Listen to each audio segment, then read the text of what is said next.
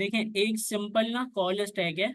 उस call stack का काम क्या है? कॉल स्टैक का काम क्या है कि ग्लोबल एग्जीक्यूशन कॉन्टेक्स्ट, जो कि यहाँ पर एक साइड में बना देते हैं कलर चेंज करके।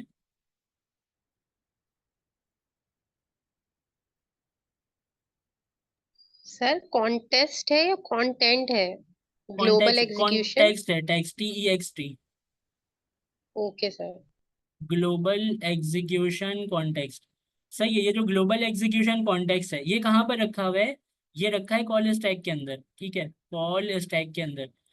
अच्छा ठीक है, ये बात मैं समझ गया। तो ये क्या ग्लोबल एग्जीक्यूशन कॉन्टेक्स्ट हर वक्त रखा ही होता है? नहीं, ये हर वक्त रखा नहीं होता। इसका ये होता है कि जब आप प्रोग्राम रन कराते हैं,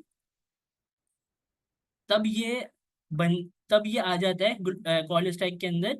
अदरवाइज क्या होता है, ये नहीं होता कॉल स्टैक के अंदर। तो जब आप प्रोग्राम रन कराते हैं तो ग्लोबल एग्जीक्यूशन कॉन्टेक्स्ट जो है वो बनता है आपके लिए, ताकि वो आपके प्रोग्राम्स को रन कराए। अच्छा, अब सबसे पहले आप ये देखें कि आपने प्रोग्राम एक यहाँ पर बनाया। Let A is equal to, आपने यहाँ पर लिखा 1 2 3। ठीक है, ये आपने बना लिया। तो ये वाला जो वेरिएबल है, ये वेरिएबल कहाँ जाएगा? ये कॉल स्टैक में जाएगा, ये एग्जीक्यूशन कॉन्टेक्स्ट में जाएगा, ये जा किधर है? तो काम सर ये चीजें, एग्जीक्यूशन कॉन्टेक्स्ट में शायद जाओ। ये एग्जीक्यूशन कॉन्टेक्स्ट में जाएगा। तो एग्जीक्यूशन कॉन्टेक्स्ट में अगर ये जाएगा, तो एग्जीक्यूशन कॉन्टेक्स्ट में ये किस जगह पर जाता है? देखें, अभी हम इसको ना समझते हैं। होता क्या है कि जब आपके पास एक ग्लोबल एग्जीक्यूशन कॉन्टेक्स्ट है जो कि कॉल स्टैक में है, तो कॉल स्टैक के काम को जरा यहाँ पर लिख देते हैं कि वो करता क्या है, क्योंकि हमें एक एक पता होनी चाहिए ना चीजें।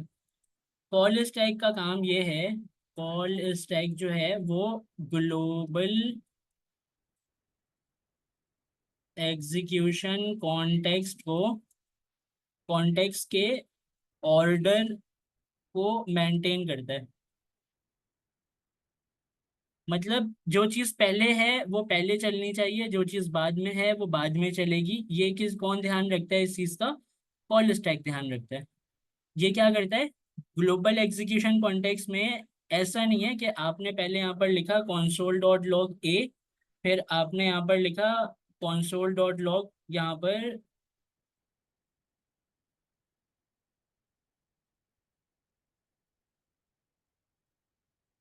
तो तहा वाली चीज बाद में आएगी, ए वाली चीज पहले आएगी, ऐसा ही है। तो ये ऐसा नहीं है कि ए वाली चीज जो है ना वो बाद में आ जाए और तहा जो है वो पहले आ जाए। इस चीज के ऑर्डर का ध्यान कौन रखता है? कॉल स्टैक रखता है कि जो चीज पहले है वो एग्जीक्यूट पहले होनी चाहिए, जो चीज बाद में है वो एग्जीक्यूट बाद में होनी चाहिए। ये ऑर्डर कौन मेंटेन करता है? ग्लोबल एग्जीक्यूशन कॉन्टेक्स्ट में कॉल स्टैक मेंटेन करता है। इसका काम ये, इसकी ड्यूटी ये है। अब बात ये है कि जो वेरिएबल्स हम बनाते हैं, वो वेरिएबल जो है वो कहाँ जाते हैं? अगर वो ग्लोबल एग्जीक्यूशन कॉन्टेक्स्ट में जा रहे हैं, तो अभी तो मुझे ये बात समझ में इतने मुश्किल से आई कि ग्लोबल एग्जीक्यूशन कॉन्टेक्स्ट का काम ये होता है कि चीज़ों को एग्जीक्यूट कराना। तो वो तो एग्जीक्यूट करा रहे हैं ना, वो आपको चला चला कर दिखा रहे हैं। फंक्शन है तो फंक्शन चला रहे हैं। अगर आपका ये console.log है, console.log चला रहे हैं, तो इसमें वेरिएबल के रखने की जगह किधर है? तो ग्लोबल एग्जीक्यूशन कॉन्टेक्स्ट के अंदर, ये जो ग्लोबल एग्जीक्यूशन कॉन्टेक्स्ट है हमारा, एक सेकेंड, इसके अंदर आपके पास क्या क्या चीजें हैं आप देखिए। आपके पास यहाँ पर एक है कंटेनर, जो है वेरिएबल इन्वायरमेंट। आपके पास एक कंटेनर है ग्लोबल एग्जीक्यूशन कॉन्टेक्स्ट में जो कि है लेक्सिकल इन्वायरमेंट, और एक कंटेनर आपके पास है जो कि है इन्वायरमेंट रिकॉर्ड अपने अंदर रखता है, और एक कंटेनर आपके पास है जो कि है दिस।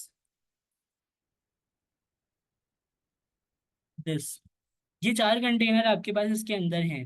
किसके अंदर है? ग्लोबल एग्जीक्यूशन कॉन्टेक्स्ट के अंदर।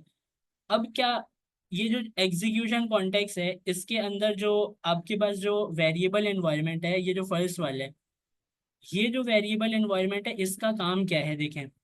आपके जो फंक्शंस बनते हैं ना, यहाँ पर एक फंक्शन बनाते हैं।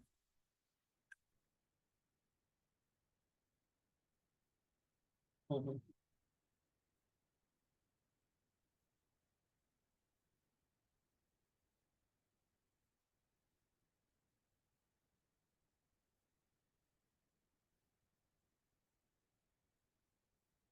तो ये जो आपने फंक्शन बनाया और इस फंक्शन को आपने जैसे ही इस प्रोग्राम को पूरे को रन किया ना, नोड आपकी फाइल का नाम डॉट जेएस लिख के आपने प्रोग्राम रन किया, तो कॉल स्टैक के अंदर ग्लोबल एग्जीक्यूशन कॉन्टेक्स्ट बना।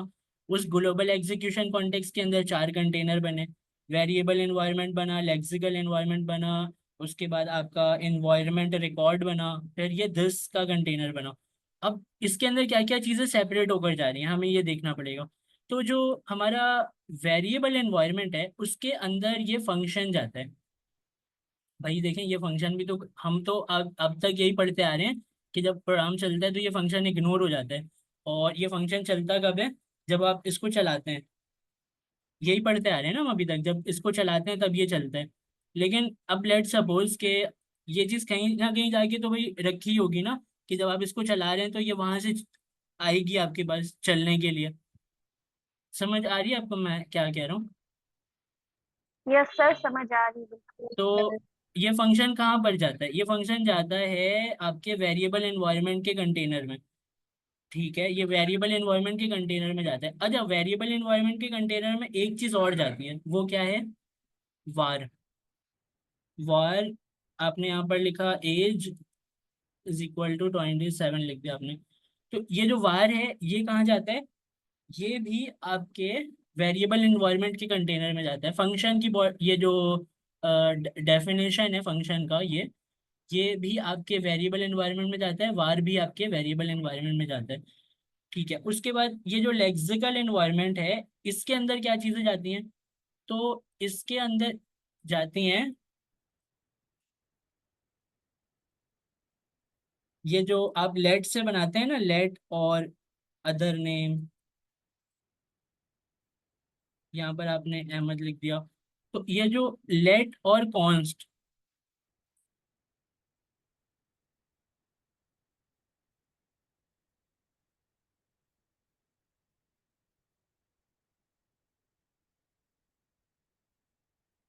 तो ये आपने जो भी लिखा, लेट और कॉन्स्ट का जो वेरिएबल आपने बनाया है ये कहाँ पर जाएगा?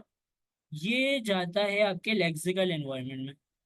लेट का जो वेरिएबल है वो लेक्सिकल एनवायरनमेंट में जाता है, कॉन्स्ट का वेरिएबल लेक्सिकल एनवायरनमेंट में जाता है।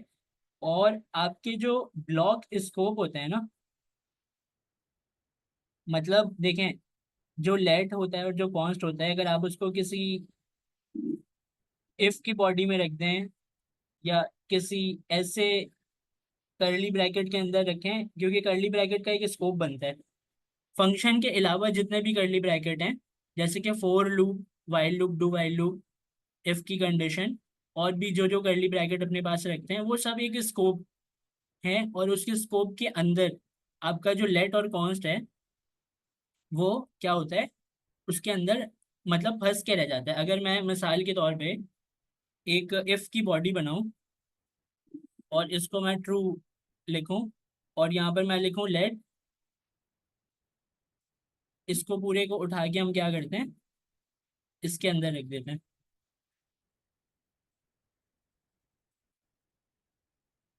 अब आप देख सकते हैं कि ये इफ की बॉडी के अंदर है। तो क्या मैं इस स्कोप के बाहर इसको यूज कर सकता हूँ? अदर नेम को अगर मैं कंसोल कराना चाहूँ यहाँ पर, नहीं सर। तो नहीं सर। ये क्या हुआ, ये एक ब्लॉक स्कोप में फंस कर ब्लॉक रह गया। स्कोप होगा। जी मतलब सर। जो लेट और कॉन्स्ट होते हैं वो ब्लॉक स्कोप होते हैं, तो वो ब्लॉक स्कोप के अंदर फंस कर रह गए। तो ये जो चीजें होती हैं ना, ये जाती हैं आपके लेक्सिकल इन्वायरमेंट के कंटेनर में।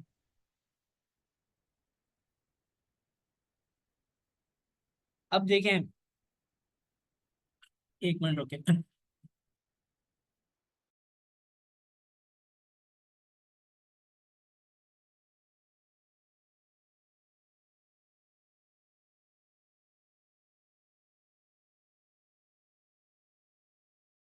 अच्छा, अब देखें तो यहाँ पर जो है ना, आप जो स्कोप बनाते हैं, वो स्कोप जो है उसके अंदर अगर आपने लेट और कॉन्स्ट लिखा है तो वो किस में जाएगा, लेक्सिकल एनवायरनमेंट में जाएगा। ठीक है, और अगर आप इस लेट और कॉन्स्ट को ग्लोबल स्कोप में रख देते हैं, इफ की कंडीशन हटा देता हूँ मैं यहाँ से, तब भी वो कहाँ जाएगा, लेक्सिकल एनवायरनमेंट के कंटेनर में जाएगा, क्योंकि लेट और कॉन्स्ट कहाँ जाते हैं, लेक्सिकल एनवायरनमेंट में। फंक्शन की डेफिनेशन कहाँ जाती है, वेरिएबल एनवायरनमेंट में, var भी वेरिएबल एनवायरनमेंट में जाता है। अब बात ये है, यहाँ तक आपको समझ आया, फिर आगे चलें। यस सर, बिल्कुल। यस अब बिल्कुल अब सर। अभी अभी क्या होता है कि जो आपका जो ये है वेरिएबल, अब ये जो वेरिएबल है, ये वेरिएबल अपनी वैल्यू को लेकर नहीं जाता लेक्सिकल एनवायरनमेंट में। लेक्सिकल एनवायरनमेंट में सिर्फ और सिर्फ क्या होता है, आपका वेरिएबल जाता है। अब इसकी वैल्यू का रिकॉर्ड कौन रखता है, मतलब अगर मैं कंसोल से कह रहा हूँ कि अदर नेम मुझे प्रिंट करा कर दे दें, तो अदर नेम के अंदर तो था, सॉरी, अहमद लिखा है। अब ये जो अहमद का रिकॉर्ड है, मतलब अहमद किसके अंदर है, अदर नेम के वेरिएबल में। तो वैल्यू का रिकॉर्ड कौन रखता है, वैल्यू का जो रिकॉर्ड है वो रखेगा आपका इन्वायरमेंट रिकॉर्ड। इसको एनवायरमेंटल रिकॉर्ड कहते हैं, एनवायरमेंट रिकॉर्ड कहते हैं, मुझे सही से याद नहीं है। ऐसी इसका नाम यही है, एनवायरमेंट रिकॉर्ड। तो एनवायरमेंट रिकॉर्ड जो है ना, वो रखता है आपके वैल्यू का रिकॉर्ड, जो कि वेरिएबल की वैल्यू होती है। मतलब अगर ये वार है, एज 27, तो ये जो एज है ये आपके वेरिएबल एनवायरनमेंट में जाएगा, इसकी वैल्यू की कहाँ जाएगी, एनवायरनमेंट रिकॉर्ड में। ये अदर नेम है, अदर नेम जाएगा लेक्सिकल एनवायरनमेंट के कंटेनर में, इसकी वैल्यू कहाँ होगी, इसकी वैल्यू का रिकॉर्ड कहाँ होगा, एनवायरनमेंट रिकॉर्ड में। ठीक है, उसके बाद जो है इसके साथ भी यही होगा, इसकी वैल्यू कहाँ जाएगी, एनवायरनमेंट रिकॉर्ड में। और जो ये है आपका वेरिएबल का नाम, अगर ये कॉन्स से बने या लेट से बने तो ये लेक्सिकल एनवायरनमेंट में, वरना वार या फंक्शन की डेफिनेशन है वो वेरिएबल एनवायरनमेंट में जाएगा। ये अगर आपको ये बात समझ में आ गई तो मैं आपको आगे समझाता हूँ। देखें, ये जो दिस है ना, दिस का कंटेनर, ये दिस का जो कंटेनर है, इसको आप इस तरह सोचें कि जब आपके पास ना क्या होता है कि आप क्लास ऑब्जेक्ट जब बनाते हैं तो उसमें उसका जो स्कोप होता है, उसके अंदर की जो चीज़ें होती हैं ना, वो चीज़ें भी दिस के ऑब्जेक्ट के अंदर स्टोर हो जाती हैं।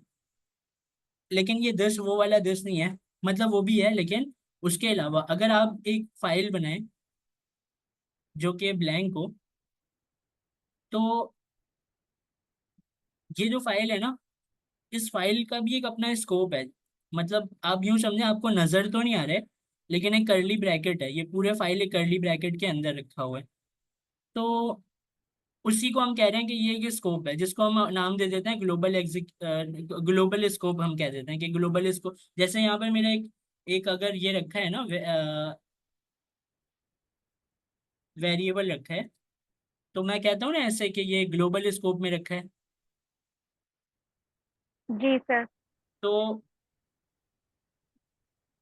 ये जो ग्लोबल स्कोप है, आप यूं समझें कि यहाँ पर एक हिडन कर्ली ब्रैकेट है जो कि आपको नजर नहीं आ रहा, वो स्कोप है, वो ग्लोबल स्कोप। ठीक है, समझने के ठीक लिए है। आपको बता रहा हूँ, एक वो है कर्ली ब्रैकेट है यहाँ पर। तो जो इस कर्ली ब्रैकेट के अंदर, जो कि ग्लोबल स्कोप का कर्ली ब्रैकेट है, जो कि हमें नजर नहीं आता, जो कि इस पूरे पेज को कवर करता है, वो जो है उसका ताल्लुक होता है दिस से। मतलब उसके अंदर जो चीजें होती हैं ना, वो दिस में होती हैं। अच्छा, और नोड के जो रन टाइम एनवायरनमेंट, अपना नोड जेएस जो है, जो हमारे प्रोग्राम को टर्मिनल में हमें दिखा रहे हैं रिजल्ट वगैरह, उसमें ये वाला जो दिस है, वो जो ग्लोबल दिस है, वो यहाँ पर काम करता है। और यही चीज जब आप वेब ब्राउजर पे चलाते हैं तो वहां पर विंडो के नाम से होता है ये।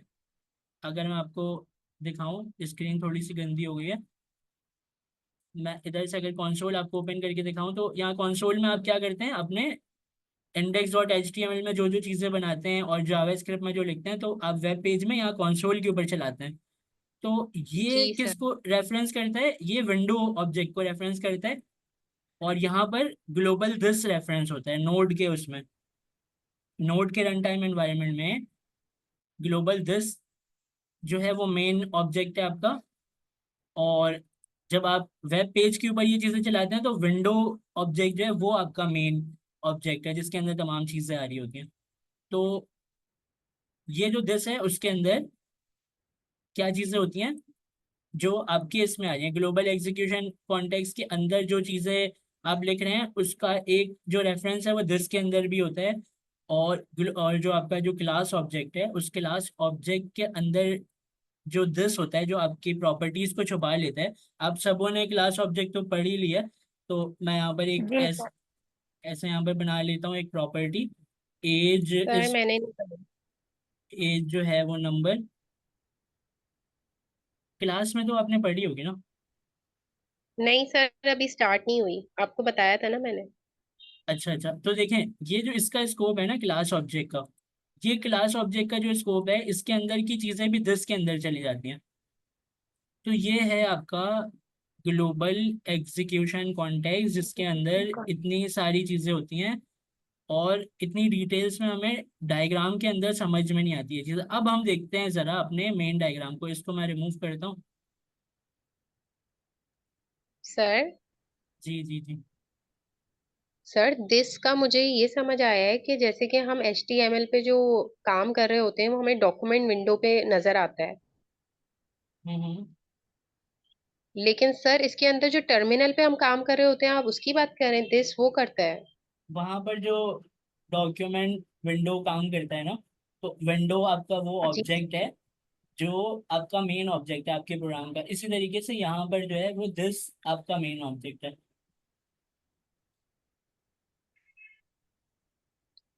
ठीक है सर। ये दोनों इन्वायरमेंट अलग है ना, ये जावा स्क्रिप्ट वेब पेज पे चलाएं तो वो एक अलग चीज़ है, नोड पर चलाएं तो वो एक अलग चीज़ है। तो इस तरह। अच्छा देखें, तो अब इस डायग्राम को देखें आपने, यहाँ पर ये जो है ये हमारा console डॉट लॉग है। ठीक है, ये हमारा console dot log global program चलाया, कॉल स्टैक के अंदर ग्लोबल एग्जीक्यूशन कॉन्टेक्स्ट बना। अब ये सिंपल console डॉट लॉग है, ये आया। तो जाहिर है console डॉट लॉग में आपने बोला होगा किसी वेरिएबल को प्रिंट कराने, कोई नेम का वेरिएबल होगा, आप कह रहे होंगे नेम क्या है हमें टर्मिनल में दिखाएं। तो जैसे ही ये console डॉट लॉग आपका इसमें आएगा ना ग्लोबल एग्जीक्यूशन कॉन्टेक्स्ट में, तो उससे पहले इसके अंदर चार कंटेनर बन गए, variable environment, lexical environment, environment record और दिस। तो ये चीज़ें बन गई। अब जो आपका नेम का वेरिएबल है वो कहाँ पर रखा होगा अगर वो लेट और कॉन्स से बना है तो। सर वो लेक्सिकल एनवायरनमेंट। लेक्सिकल में होगा। वो लेक्स लेक्सिकल एनवायरनमेंट। वो लेक्सिकल एनवायरनमेंट में रखा है। अब लेक्सिकल एनवायरनमेंट वाली चीज़ जो है वो पहचानेगी कि हाँ नेम के नाम का कोई वेरिएबल तो इसमें है, क्योंकि लेक्सिकल एनवायरनमेंट में वो वेरिएबल जो है वो रखा हुआ है। अगर नहीं रखा होता तो कैसा बिहेव होता, उसका बिहेवियर चेक करते हैं। console डॉट लॉग और नेम, यहाँ पर माय नेम को प्रिंट करा दें। ठीक है, तो ये तो मतलब आपको वो दे रहा है कंपाइल टाइम एरर, इसको हम रन करा दें। इसको क्या करते हैं, रन टाइम एरर पर लेकर आते हैं। वो जो मैंने चार कंटेनर बनाए थे इस तरीके से, वो चारों कंटेनर एक कंटेनर के अंदर रखे होते हैं जिसका नाम होता है वेरिएबल एनवायरनमेंट कह लें आप उसको। तो ये वेरिएबल एक एनवायरनमेंट है, मतलब वेरिएबल से ताल्लुक रखते हैं ना ये चारों कंटेनर। जैसे कि ये वेरिएबल एनवायरनमेंट भी जो है वो वेरिएबल का है, लेक्सिकल एनवायरनमेंट भी वेरिएबल का है, एनवायरनमेंट रिकॉर्ड भी वेरिएबल का है, दिस भी वेरिएबल्स रखता है अपने अंदर। तो क्या है, अच्छा वेरिएबल मतलब मैं फंक्शन की भी बात कर रहा हूँ क्योंकि फंक्शन भी आपका वेरिएबल एनवायरनमेंट के अंदर आता है। तो आप इसको कह लें कि ये एक एनवायरनमेंट के कंटेनर के अंदर होता है जिसको हम कहेंगे वेरिएबल एनवायरनमेंट का एक कंटेनर है जिसके अंदर ये तमाम चीज़ें रखी होती हैं। अगर आपको ये दोनों नाम कॉन्फ्लिक्ट कर रहे हैं तो इसको सिर्फ एनवायरनमेंट बोल दें, वो बेहतर है। तो ये जो सिर्फ एनवायरनमेंट का वेरिएबल है ना, ये क्या करता है आपके इसको इसको इसको और इसको इन तीनों को अपने अंदर रखता है। और ये वाला जो मेन कंटेनर है एनवायरनमेंट का, ये कहाँ पर आपको मिलेगा, ग्लोबल एग्जीक्यूशन कॉन्टेक्स्ट के अंदर बनता है ये। मतलब अगर मैं इसको इस तरीके से वापस बनाऊं, तो ये कॉल स्टैक था मेरा, और कॉल स्टैक के अंदर जो ग्लोबल एग्जीक्यूशन कॉन्टेक्स्ट मैंने बनाया था, उसके अंदर यहाँ पर एक ये कंटेनर बनेगा इन्वायरमेंट का, उसके अंदर ये चारों कंटेनर होंगे, ये चारों कंटेनर होंगे, और एग्जीक्यूशन के लिए चीज़ें आ रही होंगी और जा रही होंगी, आ रही होंगी यहाँ पर चीज़ें और फिर जा रही होंगी। मतलब console डॉट लॉग आया, इधर से आया, एग्जीक्यूट हो गया, फिर दूसरा कुछ आया, इधर से आया, एग्जीक्यूट हो गया। तो जैसे ही आपने प्रोग्राम चलाया था, तो चारों कंटेनर ने अपनी अपनी चीज़ें अपने अंदर स्टोर कर ली। अब एग्जीक्यूशन जैसे आप कराते हैं, console डॉट लॉग को आपने बोला माई नेम को एग्जीक्यूट कराने, तो console डॉट लॉग सीधा जाएगा, वो देखेगा कि भाई आपके पास या आपके पास जो है ये चीज़ रखी हुई है, तो उसको अगर मिल गई तो क्या होगा, एग्जीक्यूट करा देगा। अगर नहीं मिली तो फिर क्या होगा, फिर होगा फिर वो रेफरेंस रेफरेंस एरर दे। एरर होगा, और ये रन टाइम एरर है, रेफरेंस एरर होगा। तो आपको कुछ क्लियरिटी आई थोड़ी थोड़ी, कैसे काम होता है इसमें? जी सर, बिल्कुल बिल्कुल। Yes sir. तो ये है इन डेप्थ। अब इसको अगर थोड़ा सा आप समझें, तो आपने प्रोग्राम को जैसे चलाया तो एग्जीक्यूशन कॉन्टेक्स्ट बना, एग्जीक्यूशन कॉन्टेक्स्ट जैसे ही बना, तो उसमें क्या हुआ, आपका ये console डॉट लॉग आया, फिर इसके ऊपर आपने जो भी लिखा, माई नेम या एज के वेरिएबल को कंसोल कराने, तो वो जाकर देखेगा लेक्सिकल में, वेरिएबल इन्वायरमेंट में अगर वो चीज़ रखी हुई है, तो उसकी वैल्यू कहाँ से उठाएगा? वेरिएबल एनवायरनमेंट से। नहीं, सर वो सर चारों को इन्वायरमेंट चेक रिकॉर्ड करेंगे। से, सर सर इन्वायरमेंट रिकॉर्ड से एनवायरनमेंट। उठाएगा। इन्वायरमेंट रिकॉर्ड से। इन्वायरमेंट रिकॉर्ड से वो वैल्यू उठा लेगा और आपको जो है कंसोल में प्रिंट करा कर दिखा देगा कि आपकी वैल्यू जो है वो ये है। और अगर नीचे वाला जो ये वाला कोड है, ये वाला जो कोड है वो आपके एग्जीक्यूशन कॉन्टेक्स्ट में आया। अब एग्जीक्यूशन कॉन्टेक्स्ट में ये कोड था एसिंक्रोनस टाइप का, तो एग्जीक्यूशन कॉन्टेक्स्ट में ना वो चला गया नोड जेएस के जो V8 इंजन है, उस V8 इंजन के पास अलग से ये चीज़ें लिखी हुई है कि सेट टाइम आउट आए, सेट इंटरवल आए या फैच आए, तो उसको किस तरीके से हैंडल करना है, कॉल बैक में भेज देना है। जैसे ही आपका ये कोड आया एग्जीक्यूशन कॉन्टेक्स्ट में, तो इसने देखा एसिंक्रोनस टाइप का, इसने बोला कि नोड जेएस के रन टाइम एनवायरनमेंट को कि भाई ये चीज़ आ गई है, तो इसका टाइम पूरा कराना है अभी। तो सेट टाइम आउट है फॉर एग्जांपल, तो सेट टाइम आउट को इसने कॉल बैक में भेजा, और इसने अपने 2 सेकेंड या जो भी आपने लिखा है वो पूरे किए, और टाइम पूरा करने के बाद ये किस में चला गया, कॉल बैक क्यू में। टाइम पूरा हुआ। अगर आपके 5 एसिंक्रोनस वाले कोड हैं, एक का टाइम आधे सेकंड में पूरा हो रहा है, दूसरे का 1 सेकंड में, तीसरे का मतलब सो ऑन जैसे जैसे हो रहा है, तो वो क्या, जैसे टाइम पूरा हो गया ना आधे सेकंड वाला, तो वो आ गया यहाँ पर सबसे पहले, 1 सेकंड वाला, उसके बाद वाला, उसके बाद वाला, उसके बाद, तो ये क्यू है, ये क्यू पूरी भरते जाएगी। लेकिन जैसे ही आधे सेकंड वाला आया, कंटिन्यूअसली ये इवेंट लूप क्या करता है, ये इवेंट लूप जो है ना कंटिन्यूअसली चलते ही जाता है, और इसका काम ये है ये देखना कि इसके अंदर, इस कंटेनर के अंदर या इस कंटेनर के अंदर अगर कोई चीज़ है, तो उसको ग्लोबल एग्जीक्यूशन कॉन्टेक्स्ट में डाल के एग्जीक्यूट करा दें। तो जैसे ही आपके आधे सेकंड वाला टाइम पूरा करके आया ना यहाँ पर, तो इवेंट लूप ने बोला अच्छा ठीक है, इसको यहाँ से उठा के सीधा एग्जीक्यूशन कॉन्टेक्स्ट में भेजा और एग्जीक्यूट हो गया। अच्छा, अब ये जो फैच का मेथड है ना, ये फैच का मेथड इम्पॉर्टेंट है थोड़ा सा, क्योंकि जो आपके एसिंक्रोनस टाइप के कोड होते हैं, आपने ये देखा कि एसिंक्रोनस टाइप का जो आप कोड लिखते हैं, तो एग्जीक्यूशन उसके लिए पाउज नहीं होती, आपने देखा था ना अवेट में, जब हमने यस एसिंक अवेट जब यस हमने सर, किया यस। था, तो यस एग्जीक्यूशन सर। नहीं रुक रही थी। अब वो अपना यस। अनडिफाइंड शो कर दे रहा था, और ये बेचारा टाइम पूरा करने में ही लगा था। तो जब ये टाइम पूरा करके आ रहा था, तो कोई कंसोल इसका जो इसकी जो वैल्यू है वो शो नहीं करा रहा था, क्योंकि उसने कंसोल ने पहले ही अनडिफाइंड हमें शो करा दिया। वेट कोई भी नहीं कर रहा है इसके लिए। तो जो फैच का मेथड होता है ना, फैच के मेथड के अंदर प्रोमिसेस चल रहे होते हैं, प्रॉमिस रिजॉल्व हो रहा है, रिजेक्ट हो रहा है, जो भी हो रहा है। तो फैच जब आपके लिए जेसन का डाटा लेकर आता है ना, मतलब एपीआई का डाटा लेकर आता है, तो जैसे ही वो डाटा लेकर आता है, अब सपोज करेंगे वो डाटा आ गया और वो क्यू में है, यहाँ से भी एक डाटा आ गया वो भी क्यू में है, तो ये दोनों अभी क्यू में है। अब इवेंट लूप जो है वो, उसका काम है इसको भी ग्लोबल एग्जीक्यूशन कॉन्टेक्स्ट में भेजना और इसको भी भेजना। इवेंट लूप का काम ही यही है। तो वो इन दोनों में से पहले किसको भेजेगा? पहले वो भेजेगा फैच वाले को। क्यों? क्योंकि इसकी प्रायोरिटी थोड़ी सी ज्यादा है। इसको हम वीआईपी क्यू भी कहते हैं, लेकिन इसका नाम आप ज्यादातर ये सुनेंगे कि इसको माइक्रो क्यू कहते हैं। माइक्रो मतलब छोटा, माइक्रो क्यू कहते हैं। माइक्रो क्यू की अहमियत थोड़ी ज्यादा है मैक्रो क्यू से। माइक्रो, मैक्रो, ऊपर वाला माइक्रो, नीचे वाला मैक्रो। तो माइक्रो क्यू जो है उसकी अहमियत थोड़ी सी ज्यादा है इससे, मैक्रो क्यू से। अगर दोनों में चीजें पड़ी हुई हैं तो इवेंट लूप सबसे पहले माइक्रो क्यू वाली चीज को भेजेगा, फिर कॉल बैक क्यू वाले को उसके बाद एग्जीक्यूट कराने भेजेगा। आपको समझ आई है किस तरीके से फ्लो चल रहा है सर इसका? जी जी। सर तो इसका मतलब ये कि जो ये जो आपका माइक्रो क्यू जो आपने वीआईपी क्यू लिखा है, तो ये सिर्फ फेच के लिए बनता है, ये और set interval set time out के लिए नहीं बनता। नहीं नहीं, ये सेट टाइम आउट के लिए नहीं होता, सिर्फ फैच के लिए।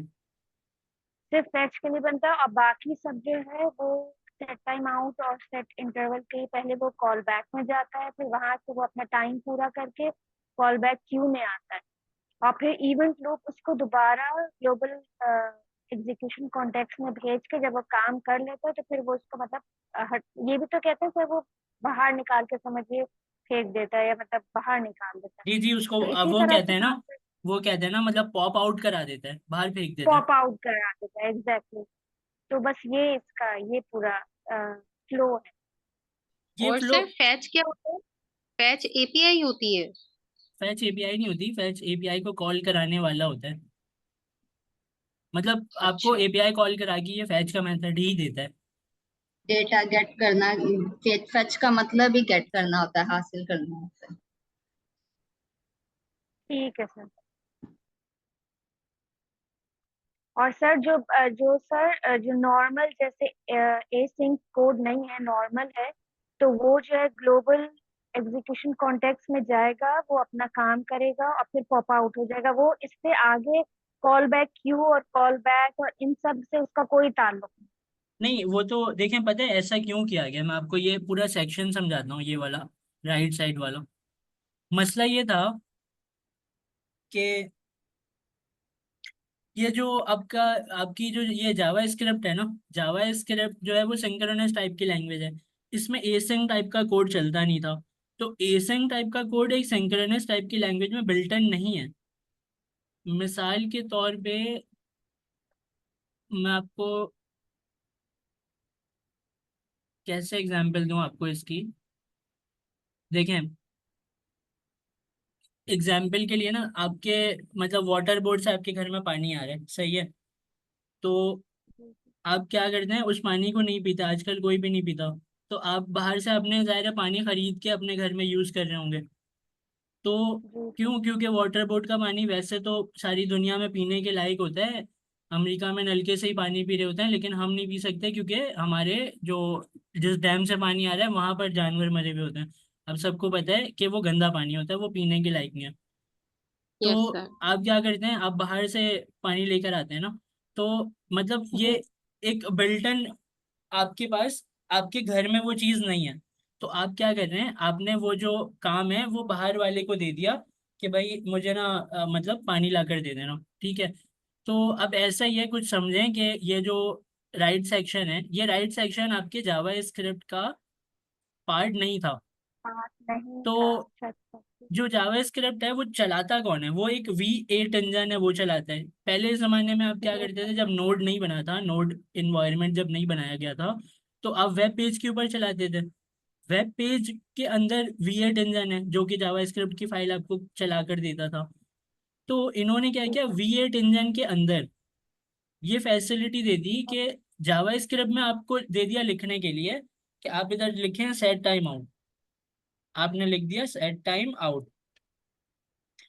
अब ये सेट टाइम आउट जैसे ही आप इस प्रोग्राम को रन कराएंगे, तो ये जैसे आपने ये प्रोग्राम रन कराया, तो क्या हुआ कि इसने नोड के नोड को बोला इसके पास भी V8 इंजन है और वेब पेज के पास भी V8 इंजन है, तो इसने नोड को ये बोला कि जो set time out, set interval या फैच, इन तीनों में से कुछ भी आए लिखा हुआ आपके स्क्रिप्ट में, मतलब आपके कोड में कुछ भी लिखा हुआ है, तो उसको मेरे पास भेजना, V8 इंजन के पास भेजना। V8 ठीक है। इंजन क्या करेगा, उसके अंदर ये फंक्शनैलिटी है बिल्ट इन के सेट टाइम आउट को कैसे हैंडल करवाना है, कि सेट टाइम आउट को कॉल बैक में भेजना है, कॉल बैक क्यू में भेजना है, फिर इवेंट लूप उसको ग्लोबल एग्जीक्यूशन कॉन्टेक्स्ट में भेजेगा। भाई ये पूरा का पूरा प्रोसेस V8 इंजन के अंदर ही तो हो रहा है। ये जो पूरा ठीक है। डब्बा आपको दिख रहा है, ये V8 इंजन के अंदर ही हो रहा है। तो ये जो राइट साइड वाली पूरी फंक्शनैलिटी है, ये वहां से हमने अलग से क्या किया, इसको कंट्रोल कर लिया। तो अब हम ये बोलते हैं कि हमारा जो जावा स्क्रिप्ट है वो एसिंक्रोनस बिहेवियर भी है उसका, क्योंकि हम कोड लिखते हैं ना एसिंक्रोनस, फैच भी लिख रहे हैं, टाइम सेट इंटरवल भी चल चल ठीक। रहा है, सेट टाइम आउट भी चल रहा है, लेकिन चल ठीक। कहाँ से रहा है, वो चल V8 इंजन V8 इंजन से चल रहा है, जो नोड कि के नोड के पास भी है और वेब पेज के नोड पास के भी है। पास भी है। ठीक है। तो ठीक है सर। आप ये लोगों को कुछ ऐसे सुनेंगे कि जो सेट टाइम आउट या सेट इंटरवल होता है, जावा स्क्रिप्ट जो है वो सिंक्रोनस टाइप की लैंग्वेज है, तो इसमें एसिंक्रोनस टाइप का कोड जो है वो मतलब चला रहे हैं। अब तो कैसे चला रहे हैं अभी आपको पता है वो कैसे चल रहा है। बिल्कुल। और बस इसमें इतनी ही डिटेल रखें, वरना इतनी भी मेरे ख्याल हाँ है ठीक है सर। काफी है। ये ये भी सर आपने बहुत डिटेल में पढ़ा दिया, बहुत हम लोग को अच्छा। तो इतना ऊपर ऊपर से बहुत बस अच्छा। पढ़ाया था।